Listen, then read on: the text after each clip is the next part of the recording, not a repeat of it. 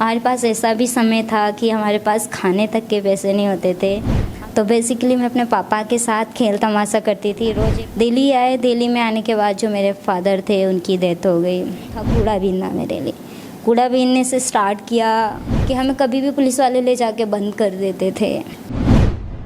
नमस्ते, मेरा नाम है पल्लवी और आप देख रहे हैं भारत एक नई सोच। कुछ एक वीडियोस मैंने चांदनी दीदी के देखे थे। मुझे नहीं पता कि ये मेरे से बड़ी हैं या छोटी, पर मुझे चांदनी दीदी बोलते वक्त सुकून मिलता है, इसलिए क्योंकि इनको बच्चे चांदनी दीदी के नाम से जानते हैं।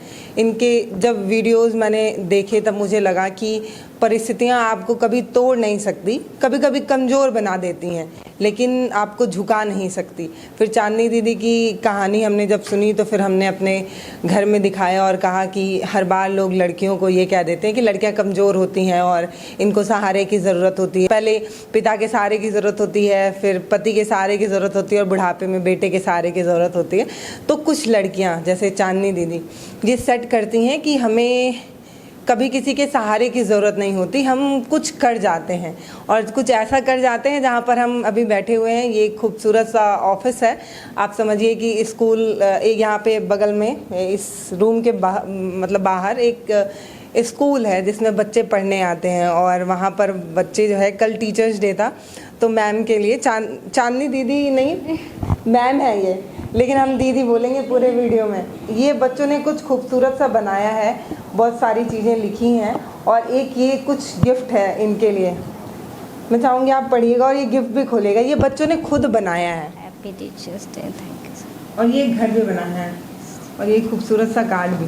ओहो, ये चांदनी दीदी के लिए ये देखिए बच्चों ने अपने हाथों से बनाया है। कल टीचर्स डे था। एक्चुअली कल हमारे यहाँ भी बहुत सारे टीचर्स हैं, तो मैं कल सभी टीचर्स को लंच के लिए लेकर गई थी। तो बहुत सारे बच्चों से मिल नहीं पाई थी कल, तो कुछ बच्चे आज भी देके जा रहे हैं गिफ्ट। वाह, इसका तरीका बनाने का बहुत अच्छा है। Okay, you are not my only teacher, you are the best my teacher, my role model, and I wish I like to be you, and you are my best friend also. कैसा लगता है ऐसा message पढ़ के? बहुत अच्छा लगता है, क्योंकि देखो मेरा जो मेन मुद्दा है, जो अहम है, वो यही है कि बच्चे मेरे से इंस्पायर हों, वो अपने अंदर इतनी ऊर्जा लेकर आए कि वो जो करना चाहते हैं ना, उनके जो ड्रीम है, जो वो बनना चाहते हैं, उसे वो पूरा करें। तो जब वो नॉट लाइक अ टीचर, एक फ्रेंड के रूप में जब वो आपको देखते हों, तो ये सबसे बड़ी बात है कि आपके साथ वो हर वो चीज़ शेयर कर सकते हैं जो शायद वो अपनी माँ के साथ नहीं करते हों, टीचर्स के साथ नहीं करते हों, किसी और के साथ ना करते हों, लेकिन आपके साथ करते हैं। तो वो चीज़ बहुत प्राउड वाला मोमेंट होता है हमेशा मेरे लिए। अच्छा, मुझे नहीं पता कि आप सभी लोग चांदनी दी के बारे में जानते हैं या नहीं। औपचारिकता के लिए मुझे बताना मुझे लगता है बहुत ज़रूरी है। जो हमारे वीडियोस को पहली बार देखेंगे और शायद आपसे परिचित होंगे, बहुत ज़्यादा जनसंख्या है भारत की, तो ये दावा नहीं कर सकते कि सब आपको जानते हो, पर ये है कि अमूमन लोग जानते हैं। बहुत कम लोग जानते हैं, ऐसा नहीं। तो चांदनी दी, मुझे थोड़ा बताइए कि मतलब आप जिस परिस्थिति से निकली है ना, सबके बस की बात नहीं है वहाँ से इतना पॉजिटिव निकल जाना और इतना बेहतर कुछ करना। हमारे समाज में ना ऐसा कुछ है कि लड़कियों को जिस परिस्थिति में ढाल देते, कहते हैं ना लड़कियाँ मतलब ऐसी होती हैं कि उनको जिस खूंटे में बांध दो वो वैसा ही हो जाती हैं। फिर मतलब कैसे आप निकली और कैसे इतना खूबसूरत सा स्कूल बनाया आपने, इतने ना जाने कितने बच्चों की प्रेरणा बनी? देखिए, इस दुनिया में मेरा मानना है कि इस दुनिया में ऐसी कोई चीज़ नहीं है जो आप चाहो और उसे हासिल ना कर लो, पा ना सको। तो हर एक चीज़ है आप पा सकते हो। कठिन तो लाइफ है जो इंसान नॉर्मली जिए जा रहा है। सपने पाना कठिन नहीं है, लाइफ जीना कठिन है। जो आप जी रहे हो, ये जी रहे हो ना, तो आप दुनिया का हर एक सपना पूरा कर सकते हो, पा सकते हो, और दुनिया की हर एक चीज़ को पा सकते हो। तो मेरा मानना ये। तो बेसिकली मैं भी यूपी की हूँ, बरेली से आते हो। मेरे पापा खेल तमाशा करते थे रोड पर। मदारियों को देखा होगा, जहाँ भी उनका काम होता है लोगों को खुशियाँ देना, खुशियाँ बांटना। और अपना गुजारा करना। तो बेसिकली मैं अपने पापा के साथ खेल तमाशा करती थी। रोज़ एक शहर से दूसरे शहर आना जाना हमारा लगा होता था, शहर चेंज करना। दिल्ली आए, दिल्ली में आने के बाद जो मेरे फादर थे उनकी डेथ हो गई। देन उनकी डेथ के बाद काफ़ी सिचुएशन ऐसी आ गई कि हम लोग, मैं सबसे बड़ी थी, मुझसे 2 छोटे थे, मेरी मम्मी थी। हम सिर्फ पापा के पीछे चलने वाले लोग थे। हमें दीन दुनिया के बारे में ज़्यादा नहीं पता था, हमें बस हाँ मतलब सब कुछ वही थे। देन उनके जाने के बाद हमारा कोई ऐसा कोई था भी नहीं कि हम किसी के पास चले जाएं। देन काफ़ी टाइम लगा। दिल्ली जैसे शहर में आपको मतलब रहना मतलब बहुत एक स्पेसिफिक होता है कि आपको खाना यहाँ पर खाना महंगा है दिल्ली बहुत, और फिर जुटाना भी यहाँ पर तुम्हें, आप छोटे हो, छोटे को कोई काम नहीं देता। मैं यहाँ पर आई थी तो लगभग 6-7 साल की थी। उतने बड़े बच्चों को कुछ नहीं मिलने वाला। तो जो सबसे आसान दिखा वो था कूड़ा बीनना मेरे लिए। कूड़ा बीनने से स्टार्ट किया, फिर कूड़े के साथ साथ कूड़ा बीनना बंद किया, उसके बाद फूल सेल करना स्टार्ट किए, लाइक रेड लाइट पे, या फिर आप लोगों ने बच्चों को देखा होगा फूल बेचते हुए नॉर्मली, वो किया। फिर उसके बाद वो भी छोड़ा। फिर भुट्टे की शॉप खोली, वो सेल करना स्टार्ट किया।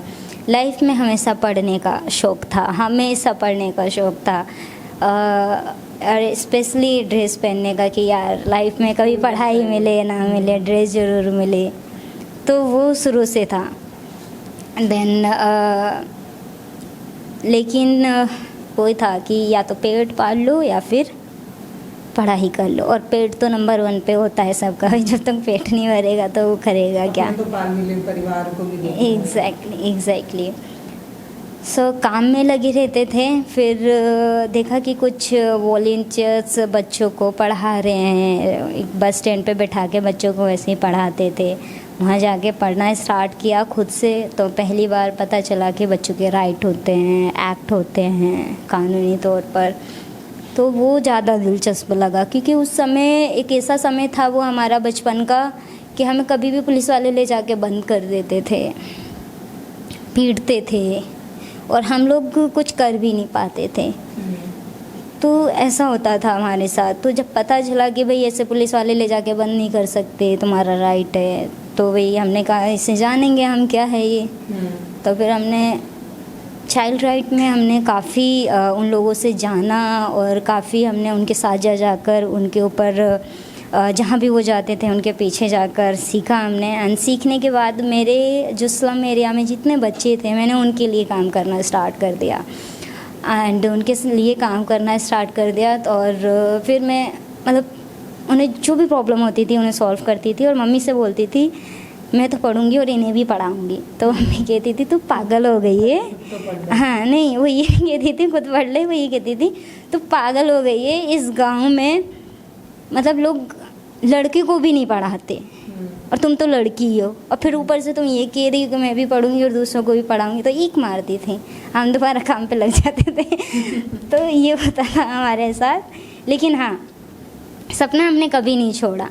फिर एक संगठन से जुड़ी, बढ़ते कदम नाम से था, उसमें मैं वो लोग मुझे ट्रेवल मतलब जो मैं काम करती थी, उन्होंने कहा कि भाई ये जो काम आप अपने स्लम में कर रहे हो, आप हम इन स्लम में काम करते हो, आप जाके वहाँ भी करो, हम आपको ट्रेवल आने जाने का देंगे। हमने कि ठीक है, वो हमें आने जाने का ट्रेवल देते थे, और हमने फिर नोएडा में काम करना स्टार्ट किया। फिर दिल्ली, MP, हरियाणा, इन सभी एरियाओं में मैंने काम करना धीरे धीरे स्टार्ट कर दिया। मैं उस संगठन की नेशनल सेक्रेटरी भी बनी, एंड एक न्यूज़पेपर आता था पालकनामा, मैं उसकी रिपोर्टर से एडिटर तक रही।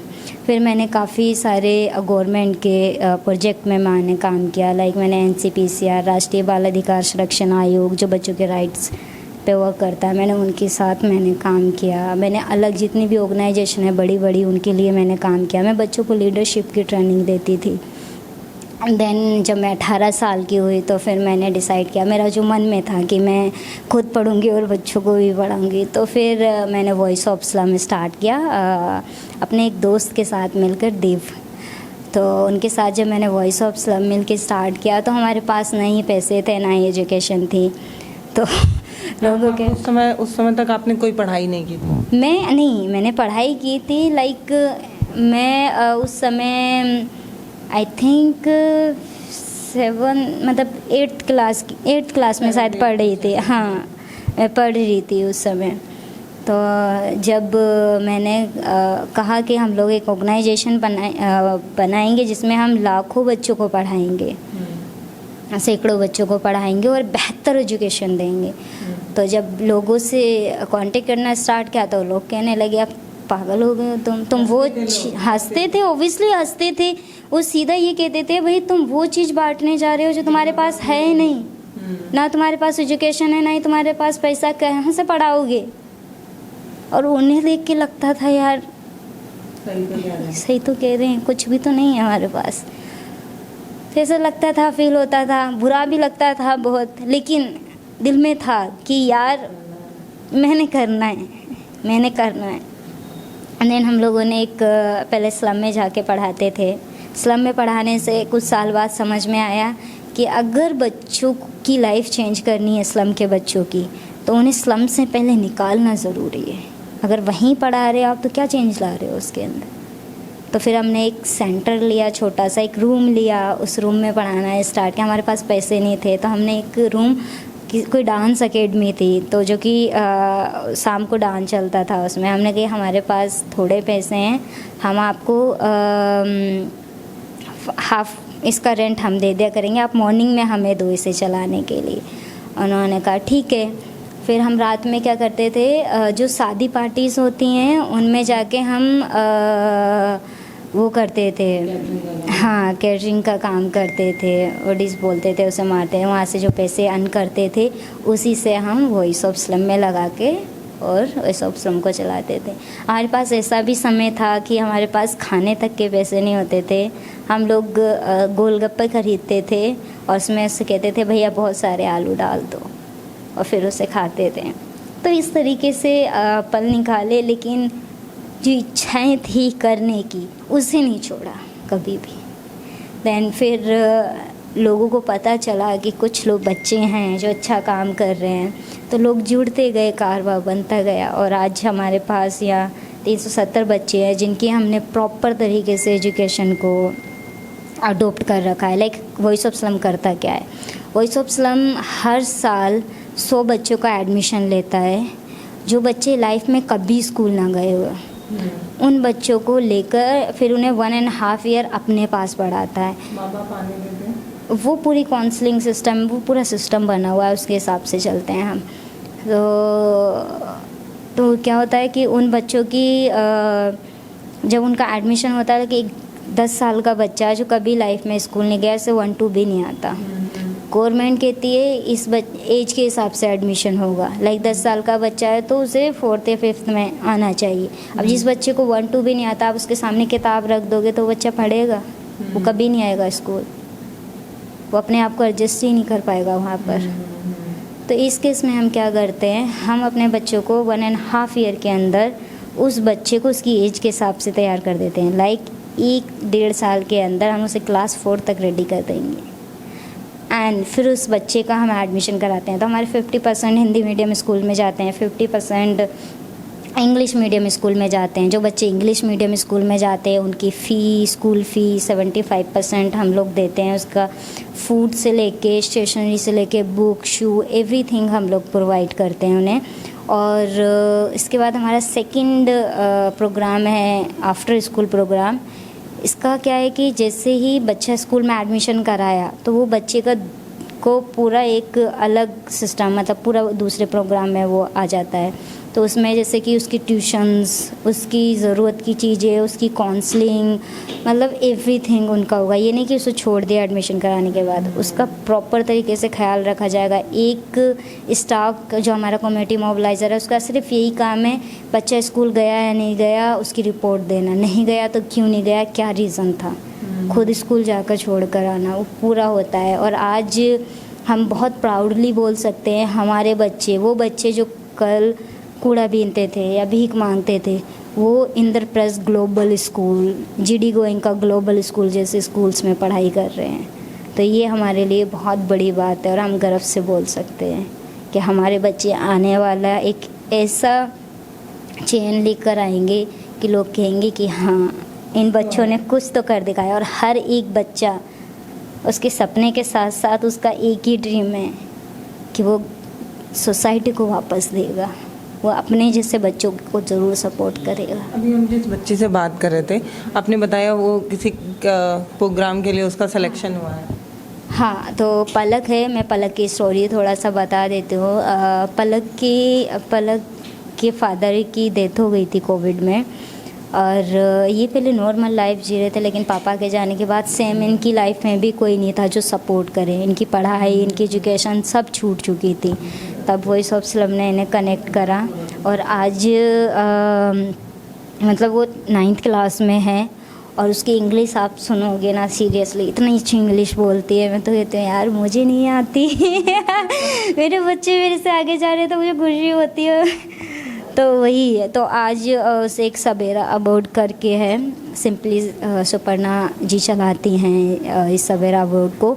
तो बहुत बड़ा अवार्ड फंक्शन होता है ये, काफ़ी दिग्गज, मतलब काफ़ी जैसे कि संदीप विंचंद, हाँ, नामी लोग आते हैं इसमें, नामी ऑर्गेनाइजेशन आती है। तो ये उस इवेंट की होस्ट है। अरे वाह। तो उसे होस्ट करेगी। तो आज उसी का सिलेक्शन के लिए वो पूरा कर रही थी, उसकी तैयारी कर रही थी। तो इस तरीके से हमारे बच्चे ये सिर्फ दीवारों तक सीमित नहीं है, कि स्कूल तक सीमित नहीं रहे बच्चे न जाने कहाँ कहाँ तक पहुँच गए। एक दो बच्चों के बारे में और बताइए जिन्होंने कुछ बेहतर किया। ये इसलिए मैं पैमाना नहीं नापना चाहती, मैं नाप नहीं रही हूँ किन बच्चों ने कम किया, किन बच्चों ने ज़्यादा किया। ये मतलब मुझे लगता है कि समाज को दिखाने की ज़रूरत है, जो ये मानते रहे हैं, जिनको ये लगता रहा है कि ये बच्चे कुछ नहीं करेंगे, उनको ये बताना है कि अवसर बस मिलने की ज़रूरत है, इनको बस पंख देने की ज़रूरत है, आसमान तो पूरा खाली है, बच्चे करके दिखाएंगे। एग्जैक्टली। मैं अभी आपको, मेरे पास अभी एक बच्ची का फ़ोटो आया था कुछ दिन पहले।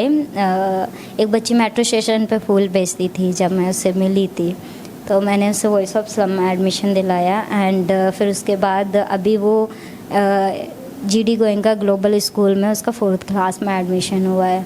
अब उस बच्ची को कभी देख कर ये नहीं बोल सकते वो स्लम से आती है, कभी वो फूल बेचती थी। वो अपनी क्लास की मॉनिटर है, वो हमेशा क्लास में अपनी क्लास में फ़र्स्ट पे आती है हमेशा, और उसे IPS ऑफिसर बनना है वो बोलती है। तो इस तरीके के बच्चे हैं हमारे पास, और ऐसी बहुत सारी सिमिलर स्टोरीज़ हैं हमारे पास जो लाइफ में कुछ करना चाहते हैं। सनन्या है, वो बच्ची ने, उसकी भी फादर नहीं है, वो बच्ची ने अपनी लाइफ बहुत मुश्किल से बिताई, लेकिन आज वो क्लास 7th में पढ़ाई कर रही है ग्लोबल स्कूल में, इंद्रप्रस्थ ग्लोबल स्कूल में। वो प्राउडली बोलती है कि मुझे देश का नाम तो रोशन करना है, लेकिन अपने जैसे बच्चों के लिए बहुत काम करना है मैंने। और मुझे, आप उन बच्चों का जोश देख लोगे, अभी हमारे बच्चे 9th 10th 12th में हैं। अभी आपने बाहर शायद में भी होंगे या नहीं, खुशबू को देखा होगा, वो बच्ची पहले हमारे पास पढ़ रही थी, आज वो टीचर है यहाँ पर, जो आपको लेकर आई थी। तो ये चीज़ें हैं जो बच्चे अपने आप को निकाल रहे हैं। तो मुझे नहीं पता कि आज से पहले मैं जब कभी ऐसे बच्चों को देखी होंगी तो मेरे जहन में ये बातें आई होंगी या नहीं, पर आज सोच के लगता है कि भगवान ने शायद मौका नहीं दिया, नहीं तो वो बच्चे हमसे भी कुछ बेहतर करते। जो बच्चे स्लम्स में होते हैं ना, उनकी कैचिंग पावर बहुत अच्छी होती है, क्योंकि पूरे दिन है ना इतनी प्रॉब्लम्स से निकलते हैं। लाइक खाना नहीं मिलता उन्हें ढंग का, उन्हें घर नहीं है, उनके पास छत नहीं है, लोग कभी भी मार के चले जाते हैं, गालियाँ दे के चले जाते हैं, बदतमीजी करके चले जाते हैं, या पूरा दिन उनका किसी न किसी चीज़ से गुजरता है, लेकिन फिर भी वो कहते हैं हम खुश हैं, मुस्कुराते नज़र आएंगे आपको। और फिर उसके बाद इतनी सारी कठिनाइयों से को झेलने के बाद भी उनकी जो मेमोरीज़ होती हैं, जो पावर होती है कैचिंग करने की, वो बहुत अच्छी होती है। अगर इन बच्चों को बस सही राह दिखा दो ना आप, तो ये बहुत आगे जाएंगे। मेन चीज़ है कि सिर्फ राह दिखाने वाले लोग नहीं, बहुत कम है हमारे पास। आपकी ज़िंदगी मतलब वहाँ से यहाँ तक कैसे पहुँची? मतलब कोई तो एक ऐसा टर्निंग पॉइंट आया होगा ना, मतलब कैसे बदल गई अचानक से?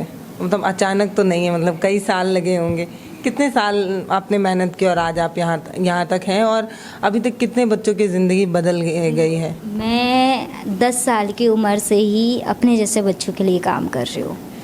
और 18 साल की हुई तो 10,000 बच्चों के लिए कर लिया था। हाँ, जब 18 साल की हुई तो मैं 10,000 बच्चों के लिए काम कर चुकी थी। तो ये मेरे लिए मतलब अभी कितने साल के हैं? मतलब एज लड़कियां एज नहीं बताती। नहीं मुझसे पूछो यार, मैं चाहती हूँ मैं बूढ़ी थोड़ी सी दिखूं क्योंकि जब भी मैं स्पीच के लिए जाती हूँ तो देखती हूँ सब लोग बूढ़े बूढ़े बैठे होते हैं, इधर भी 50-60 साल के, इधर भी 70-80 साल के, और मैं उनके बीच में ऐसा लगता है इनमें से किसी की बच्ची बैठी हुई है। और वो मुझे नहीं अच्छा लगता है कि यार मैं मतलब वो भी गेस्ट, मैं भी गेस्ट होती हूँ, तो वही है। तो फ़िलहाल मैं अभी 27 ईयर्स की हूँ। ओ माय गॉड, मैंने सच में ज़्यादा बता दी, मैं 24 ईयर्स की हूँ अभी। देव की एज बता रही हूँ। मैं 24 ईयर्स की हूँ अभी। अभी तक कितने बच्चे वॉइस ऑफ स्लम से जुड़े हुए हैं और कितने जुड़ के तो समाज के लिए कुछ कर रहे हैं? अभी वॉइस ऑफ स्लम ने इससे पहले मैं अलग ऑर्गेनाइजेशंस के लिए काम करती थी, और वॉइस ऑफ स्लम को स्टार्ट हुए अभी सिर्फ 7-8 साल ही हुए हैं। तो उस हिसाब से हमारे बच्चे अभी क्लास 12th तक 11 तक पहुँचे हैं। तो चांदनी जी, मुझे उस मैगज़ीन के बारे में बताइए जो बच्चे चलाते हैं, जिसके रिपोर्टर बच्चे हैं। सो बेसिकली हमारे मिलता है वो ये भी बताइएगा, हमें जानना है, क्योंकि हम इसी फील्ड से जुड़े हैं, पत्रकारिता कर रहे हैं, तो हमें लगता है बड़ा मेहनत वाला काम है, हमें जगह जगह पर जाना पड़ता है। कभी कभी तो ऐसा होता है कि आप लगातार 10 घंटे ऑन कैमरा है, तो लगता है अरे यार कितना मेहनत है। वो छोटे बच्चे कर रहे हैं ये काम, सीखने की ज़रूरत है उनसे हमें। नहीं, आप बहुत मेहनत वाला काम कर रहे हैं। एक्चुअली वो बच्चे क्या है कि हमने हर स्लम एरिया के 2-2 रिपोर्टर्स बना रखे हैं, बाल रिपोर्टर बोलते हैं हम उन्हें। तो हमारी एक मैगज़ीन है स्लम पोस्ट करके, जिसमें हम ज़्यादातर स्लम्स की प्रॉब्लम, स्लम की सक्सेस स्टोरीज, स्लम में जो चल रहा होता है हम वही उसमें छापते हैं। तो जस्ट आइडिया इज़ देयर कि घर का वेदी लंका ढाए लाइक एक स्लम का बच्चा जो चीज़ें जानता है वो आप और मैं जाऊंगी कभी नहीं पता चलेगा। अपने मोहल्ले वालों को पता होता है कि ये रिपोर्टर है या नहीं पता होता है? नहीं, गुप्त रिपोर्टर ज़्यादातर पता भी होता है, ज़्यादातर नहीं भी पता होता है, दोनों सिचुएशन का बच्चा होता है। तो बेसिकली वो हमें रिपोर्ट ला कर देता है। लाइक हमने एक केस सॉल्व किया था एक बच्ची का। एक बच्ची थी तो उसके ना फेस पे हमेशा चोट के निशान होते थे। तो एक बच्ची ने मुझे उसकी स्टोरी ला के मुझे दी कि एक बच्ची आई है हमारे पास और उसके फेस पे पूरे पे चोट होती है और रात चीखने की आवाज़ आती है उसके रूम से। वो हमारे साथ खेलती भी नहीं है और उसके घर में एक छोटा बच्चा और है। देन उसके बाद मैं विज़िट के लिए गई। उसने 2 बार सेम रिपोर्ट दी मुझे, तो तब मैं विज़िट के लिए गई। एंड जब मैं गई तो मुझे पता चला कि कुछ लोग उसे नेपाल से उठा के लेकर आए थे उस बच्ची को, और एक लगभग 40-50 साल के आदमी ने उसे शादी कर रखी थी जो कह रहा था मैंने शादी की है। और वो बच्ची खुद 14 साल की थी और उसके पास एक बच्चा था और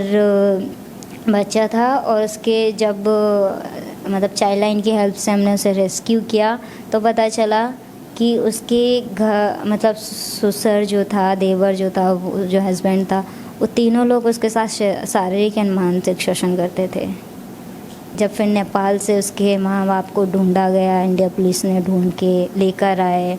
वो बच्ची एक महीने तक होम में रही थी। मुझे उस समय सबसे ज़्यादा प्रॉब्लम आई थी, मुझे घर चेंज करना पड़ गया था मेरा, क्योंकि वो लोग मेरे घर मतलब ढूंढते ढूंढते मेरे घर तक पहुंच गए थे, ये लड़की कौन है, चांदनी, ऑल दैट। और क्योंकि पुलिस वाले क्या हैं कि जब तक सारे सबूत नहीं आ जाते जब तक वो उन्हें कार्रवाई नहीं करती, तो उन्होंने छोड़ दिया था। देन वो मेरे घर तक पहुंच गए। मुझे रातों रात अपना घर चेंज करना पड़ा, खाली करके कहीं और शिफ्ट करना पड़ा। बहुत दिक्कत हुई मुझे, लेकिन वो दिक्कत मेरी जब उस दिन बिल्कुल ज़ीरो हो गई थी जब मैं 1 महीने बाद उस बच्ची से होम में मिली, जब उसके मम्मी पापा भी बुला लिए गए थे। वो बच्ची मैं जब नीचे खड़ी थी वो ऊपर से दौड़ती हुई आई और मुझे आधा घंटे तक उसने गले से लगा के रखा। तो लगा यार कि नहीं, तुमने कुछ बहुत इम्पोर्टेंट किया उसकी लाइफ में। कुछ तो बदला है, कुछ तो बदला है। जो वो मुंह से नहीं बोल पा रही उसके आंसू बता रहे हैं। हाँ, उसके वो रो रही और इतना मतलब इतनी खुश थी वो बच्ची, बहुत ज़्यादा खुश थी। एंड उसके मम्मी पापा ने थैंक यू बोला मुझे और फिर उसे लेकर चले गए। वो बच्ची अभी भी कांटेक्ट में, अब तो मतलब जब हम मिले थे वो एकदम ऐसी थी ऐसे, और अब वो फेसबुक भी चलाती है, मुझे रोज़ हाय लिखती, हाय दीदी। ऐसी बहुत सी स्टोरीज हैं। ऐसी बहुत सारी स्टोरी है जो हम छापते हैं, उसमें बच्चे खबर लेकर आते हैं। हाँ, वो मैगज़ीन अभी हमने क्या किया है, लोग आजकल न्यूज़पेपर और मैगज़ीन बहुत कम पढ़ते हैं, वीडियोस में आ गए हैं, तो हम लोग भी अपना पूरा उस तरीके से कन्वर्ट कर रहे हैं, उस पर काम चल रहा है, तो हम वीडियो फॉर्म में आ रहे हैं। तो हम प्रॉपर तरीके से स्लम की जो प्रॉब्लम्स हैं उस तरीके, उन स्टोरीज़ को हम वीडियो फॉर्म में लेकर आ रहे हैं। कहाँ मिलेगा वो आप ऑनलाइन व्हाट्सअप मतलब ऑनलाइन सर्च करोगे स्लम पोस्ट, तो आपको सब कुछ अवेलेबल हो जाएगा। और अभी कुछ दिन बाद, अभी इस पे काम चल रहा है, कुछ दिन वो वीडियो में तब्दील हो जाएगा। तो कौन बनाएगा? रिपोर्टर्स बच्चे होंगे, नन्हे से बच्चे? हाँ जी, आप वो नन्हे से बच्चे मत समझिएगा, इनका दिमाग आप देखेंगे ना, आप कहेंगे कि भाई हम कम सोचते हैं, ये ज़्यादा सोचते हैं। चलता नहीं है तो उड़ता है उनका दिमाग। तो बहुत अच्छा लगता है और उन्हें खुद नॉलेज मिलती है, उन्हें लाइक चीज़ों को समझते हैं, वो किस तरीके से चीज़ें हो रही हैं, किस तरीके से वो अपनी लाइफ को भी सॉल्व कर सकते हैं खुद से। और हर ही भले ही छोटा मोटा कदम हो, लेकिन उनके लिए ये बहुत बड़ा, वो प्राउडली बोलते हैं वी आर रिपोर्टर्स। बहुत एक जर्नलिस्ट होना सबके लिए एक बहुत बड़ी बात होती है, प्राउड वाला मोमेंट होता है। और वो बच्चे जब बोलते हैं तो फिर तो समझ ही सकते हैं उनकी कितनी खुशी होगी। मैंने जब चांदनी दीदी का वीडियो देखा था तब मुझे समझ तो नहीं आया था कि जब मैं इनसे मिलूँगी तो क्या पूछूँगी, कैसे बात करूँगी। मुझे पता है कि आप करीब 15-20 साल की जर्नी बीता चुकी हैं और इसको मैं 20 मिनट में समेट नहीं सकती, वो सारी चीज़ें नहीं समझ सकती जो आपने झेली है। और आगे और पता नहीं कितने साल आप पता नहीं क्या क्या करेंगी, वो मैं नहीं जानती। पर मैं इतना तो जानती हूँ कि आपने कुछ बहुत बड़ा किया है। आपने अगर मान लीजिए 10 बच्चों की भी ज़िंदगी बदली है तो ये बहुत बेहतर है, एक बहुत नया कदम है। और एक बार वो फ़ोटो दिखाइए, काफ़ी नन्ही सी बच्ची लग रही हैं उसमें, और वहाँ से यहाँ तक पहुँच गई हैं। साथ इन्होंने हमें बुलाया था और सम्मान के साथ इन्होंने हमें बुलाया, और बच्चों के साथ काफ़ी देर बाद भी हुई। He is a very nice person. जो हमारे पूर्व राष्ट्रपति थे प्रणब मुखर्जी, उनसे मिलके बहुत अच्छा लगा था। पता है, मैं अभी कल ही एक बच्चे से मिली, तो हमें एक बच्चा मिला पेन बेचते हुए। वो 11 साल का बच्चा था। आपके साथ ऐसी स्टोरी बहुत होती होंगी, मेरे लिए इक्का दुक्का होती है, तो मैं मतलब आज आपसे बात हो रही है तो शेयर कर रही हूँ। एक 11 साल का बच्चा था, उसने एक बहुत बड़ी बात बोली। उसको सुनने के बाद मुझे लगा कि शायद हम उस चीज़ को नहीं समझ पाते हैं जितना वो 11 साल का बच्चा समझ रहा था। पता है क्या हुआ था उसके साथ? उनके पिता ड्रिंक करते थे, दारू वारू पीते थे, तो वो घर में पैसा नहीं देते थे। वो बच्चा पेन बेच के शाम के खाने का इंतज़ाम कर रहा था। फिर मुझे लगा कि कितना मेहनत करते हैं वो बच्चे। उसके पैर में चप्पल तक नहीं थी। फिर मुझे लगा कि हम गाड़ी से उतरते वक्त ये देखते हैं कि टेम्परेचर कितना ज़्यादा है, कितनी गर्मी लग रही है। वो बच्चा उस समय नंगे पैर घूम रहा है। तो परिस्थितियाँ अगर उसके साथ भी बेहतर होती तो मुझे लगता है कि वो भी कुछ बहुत बेहतर कर रहा होता। जब वो उतना छोटा सा बच्चा इतना समझ सकता है कि मेरे परिवार की स्थिति ऐसी, इसलिए मुझे कमाना है। एक्चुअली जो स्लम्स में जो बच्चे होते हैं ना, वो अपनी एज से पहले मैच्योर हो जाते हैं। एक तरीके से सही भी है वो, और एक तरीके से वो गलत भी है। बचपना नहीं जी पाते कभी। बचपना नहीं जी पाते, बहुत जल्दी एज हो जाते हैं आप मैच्योर। भी नहीं जी पाएंगे। मैं अब जीती हूँ ना, अब बचपना जीते मुझे बच्चों के साथ। बहुत मज़ा आता है काम करने में, मतलब उनके साथ गेम खेलने में। उनके साथ हमारी एक्चुअली हर महीने एक मीटिंग होती है, बाल सभा हम उन्हें बोलते हैं। मैं जानना भी चाहती हूँ कि मतलब कैसे होती है पढ़ाई, क्या कुछ बताया जाता है, कैसे सिखाया जाता है। आपने बताया किताबों पे कम फोकस होता है, प्रैक्टिकल बच्चों को पढ़ाते हैं, कैसे पढ़ाया जाता है? तो बेसिकली हमारे टीचर्स हैं, 8-10 टीचर्स हैं हमारी, हर क्लास की अलग अलग टीचर्स हैं। तो वो बेसिकली सिर्फ हमारा जो मॉडल है वो 30% कॉपी किताब पे है, बाकी 70% हम प्रैक्टिकल के थ्रू उन्हें पढ़ाते हैं। हमारे पास सुविधाएं जैसे जोड़ो ज्ञान हो गया, जिससे बच्चा खुद ही चीज़ें बना कर सीखता है और उसे बनवाते हैं, उनसे लगता है वो फ़न कर रहे हैं, वो कोई ड्राइंग कर रहे हैं या वो कोई पेड़ बना रहे हैं, बट वो उसकी पढ़ाई होती है। वो कोई उससे कोई कुछ हम छोटी छोटी लाइक चेन लगाना तक, जीव लगाना तक हम बच्चों को सिखाते हैं, शू कैसे बांधते हैं वो तक सिखाते हैं, ताकि जब वो बच्चा स्कूल में जाए ना तो उसे कोई ये ना कहे कि ये बच्चा हमसे अलग है। वो बच्चा उसे सब आना चाहिए। तो हमारे बच्चों को आप जब भी आप उनसे मिलोगे तो आपको बिल्कुल उनके घर जाकर पता लगेगा कि वो किस कंडीशन से आते हैं। अगर आप उन्हें सामने देखोगे आप नहीं कह सकते, आप कह ही नहीं सकते वो स्लम का बच्चा है। हम सिर्फ क्वालिटी पे काम करते हैं, हम गरीबी नहीं दिखाना चाहते। भाई क्वालिटी पे काम करेंगे और क्वालिटी ही बच्चों की उन्हें उनकी लाइफ में सक्सेस देगी। तो बच्चे निकल पाते हैं, पूरा निकल जाते हैं अपनी परिस्थितियों से? बच्चे एकदम से जैसे आप जिन स्कूलों का नाम बता रही हैं, उन स्कूलों की फ़ीस इतनी ज़्यादा होती है कि गरीब माँ बाप को मतलब 2 जून की रोटी के लिए सुबह से लेकर शाम तक मेहनत करना पड़ता है, उसके बाद रोटी आती है थाली में। तो हमारे साथ क्या होता है, जैसे कि जो बड़े स्कूल हैं, तो बड़े स्कूल में जैसे जो एमडी होते हैं वहाँ के, उनसे हम लोग मीटिंग करने के बाद हम उनसे रिक्वेस्ट करते हैं कि वो हमारे बच्चों के लिए ऐसा करें। तो फिर उनकी एक कंडीशन होती है कि अगर बच्चा उस काबिल हुआ और उसने सारे पास किए टेस्ट तो हम उन्हें रखेंगे, नहीं तो नहीं रखेंगे।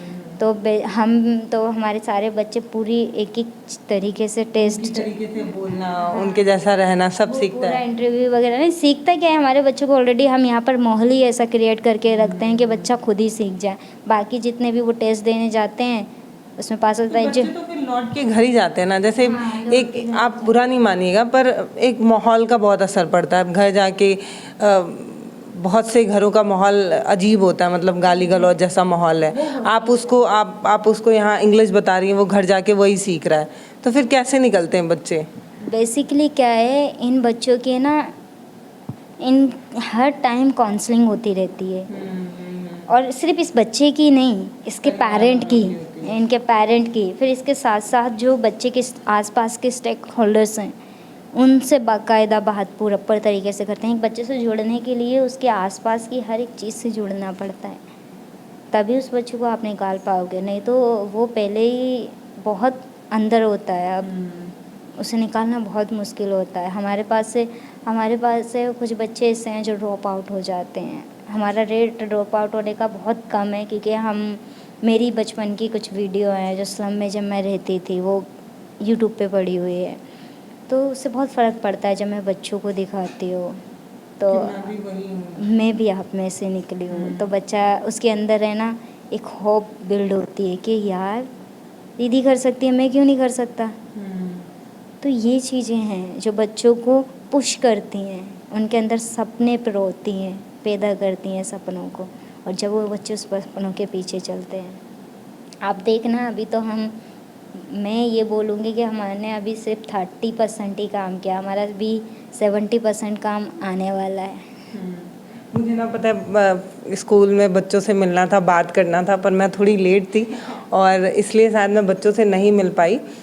शायद मैं वो सारी बातें भी नहीं कर पा रही हूँ जो मैं सोच के आई थी, जो मेरे दिमाग में था कि मैं जब चांदनी दी से मिलूँगी तो मैं पहले उनसे पूछूंगी कि इतना पॉजिटिव कैसे रह लेती हैं आप। हमारे यहाँ तो एक छोटी सी परेशानी होती फिर हम अपनी किस्मत को कोसने लगते हैं, लेकिन एक लड़की जो अपनी तमाम परेशानियों से जूझते हुए निकली, कभी कूड़ा बिनने से लेके भुट्टा बेचने से लेके न जाने क्या क्या करने के बाद आज चेयर पे बैठी हुई हैं। तो ये सफ़र बहुत आसान नहीं रहा होगा और बहुत छोटा नहीं रहा होगा, इसके लिए न जाने आपने क्या क्या झेला होगा। मेरा ये जो सफ़र रहा है वो बहुत ही मतलब कितनी भी कठिनाई हो। बताइए कितनी बार रोया है आपने, मतलब कब ऐसा लगा देखो, कि टूट के बिखर गया, अब इससे ज़्यादा नहीं हो पाएगा? मैं अगर किसी बच्ची की स्टोरी भी सुन रही होती हूँ ना, बैठ के मैं रोने लगती हूँ, मैं बहुत इमोशनल हूँ। अगर कोई बच्चे जब एडमिशन होता है तो उसका स्टडी फॉर्म, पूरा के स्टडी फॉर्म बनता है, उसके बारे में बनता है, उसके जानने के लिए, मैं अगर वो फॉर्म भी पढ़ रही होती हूँ तो उसमें भी रो देती हूँ। तो वो तो मेरे घर वाले टंकी बोलते हैं मुझे, तो वो तो नॉर्मल है। हाँ, तो बेसिकली मेन चीज़ क्या है, मैंने बहुत कम उम्र में ये परिस्थितियों ने मुझे ये सिखा दिया था कि लाइफ को कैसे जीना है। जो चीज़ें मुझे अब आके चीज़ें समझनी चाहिए थी, वो मुझे परिस्थितियों ने जब मैं 12-13 साल की थी जब ही सिखा दिया था। मुझे लाइफ को जीना मुझे सिखा दिया था परिस्थितियों ने। तो इस वजह से बहुत सारी चीज़ें हैं ना सीख चुकी हूँ मैं। और दूसरा, जब भी मैं देखो, ऐसा नहीं है कि इस दुनिया में कोई भी किस भी मकाम पे चला गया वो नाराज़ ना होता हो, दुखी ना होता, सब होते हैं। मुझे जब लगता है कि मैं किसी चीज़ में फ़ेल हो रही हूँ या फिर ये काम मेरे से कंप्लीट नहीं हो रहा है, मैं बहुत दुखी होती हूँ कि इससे बेहतर कैसे किया जाए। और जब मैं दुखी होती हूँ तो हमेशा स्लम में जाती हूँ। मैं स्लम में घंटों तक बच्चों के साथ खेलती हूँ, बहुत बेकार हरकत करती हूँ। मतलब वो आजकल वो जो ट्रेंड चल रहा था ना, वो डांस का, वो वाला कच्चा बादाम वाला, उस पे मैं डांस कर रही थी बच्चों के साथ। किसी ने वीडियो बना ली। मुझे आता भी नहीं है, बिल्कुल नहीं आता, बच्चों को आता था इसलिए कर रही थी। तो दीप ने मुझे वो वीडियो दिखाई, देखो तुम क्या करती हो स्लम में जाकर। तो बेसिकली स्लम में जाने का मेरा एक ही मोटो होता है, वहाँ से आप मोटिवेट होती होंगी। मैं बहुत ज़्यादा होती हूँ। आप जब वहाँ के बच्चों से मिलोगे ना, एक बच्चे से, और जब इसकी स्टोरी को जानोगे, तुम्हारी लाइफ है ना इस दुनिया में सबसे बेहतर लगेगी। उन बच्चों को उनके घर में शोषण होते हैं, उन्हें खाना तक नहीं मिलता टाइम पर, उन्हें कपड़े तक पहनने के लिए नहीं है, दवाई तक नहीं है अगर उन्हें बुखार आ जाए तो, लेकिन जी रहे हैं ना। और हमेशा कहते हैं कि हम खुश हैं। तो वो चीज़ें मोटिवेट करती हैं बहुत ज़्यादा कि छाने तो यहाँ तक आ गई है, लेकर अब आगे तक जाएगी। और ये चीज़ें मुझे दिन पे दिन आगे ही लेकर जा रही हैं। ये छोटी सी स्टोरी मेरी। पता है, मुझे पता है कि मैं बहुत सारी बात नहीं कर पाई, इसलिए मैं चाहती हूँ कि आप एक बार YouTube पे जाइए या Google पे जाइए, चांदनी दी डालिए और इनकी स्टोरीज़ को सुनिए। इसलिए सुनिए क्योंकि हमारे पास बहुत शिकायतें हैं भगवान को लेकर और तमाम लोगों को लेकर कि हमारी ज़िंदगी में बड़ी टेंशन है, बड़ी परेशानी है, ये है वो है। तो आप चांदनी दी की कहानी सुनिए, फिर आप समझेंगे कि आपकी ज़िंदगी बहुत बेहतर है और आप बहुत कम मेहनत कर रहे हैं। और चांदनी दी जो कर रही हैं उसके बारे में मेरे पास सब नहीं है कहने के लिए, बस इतना जानिए कि ये जो घर है ना उसको एक बच्चे ने बनाया है और बहुत खूबसूरत सा बनाया है। मतलब बच्चों को पंख देने का काम अगर कोई कर रहा है तो चांदनी दी कर रही हैं, जितना मैं आपके बारे में जान पाई हूँ, समझ पाई हूँ। और मैं फिर से आपसे मिलना चाहूँगी। अभी आज मैं मिल नहीं पाई बच्चों से, मेरा मन है मैं दोबारा कभी आऊँ तो प्लीज़ आप मुझे समय दीजिएगा। आप बता के आना। नमस्ते, मैं हूं पल्लवी और आप देख रहे हैं भारत एक नई सोच। आपको लगा होगा कि इस इंटरव्यू में कुछ बच गया है तो आप प्लीज़ जाके चांदनी दी नाम से सर्च करिए। यूट्यूब पे सर्च कर सकते हैं, गूगल पे सर्च कर सकते हैं और आप चांदनी दी के बारे में पढ़िए और समझिए। और अगर आपको लगता है कि चांदनी दी कुछ बेहतर कर रही हैं तो हम सब मिलके अगर थोड़ा थोड़ा सपोर्ट करते हैं तो मुझे लगता है और बेहतर होगा। शायद आप जो 10 साल में करने वाली होंगी वो शायद 5 साल में हो जाए अगर सब सपोर्ट करने लगें तो आप सब मिलके चांदनी दी को सपोर्ट करिएगा। धन्यवाद।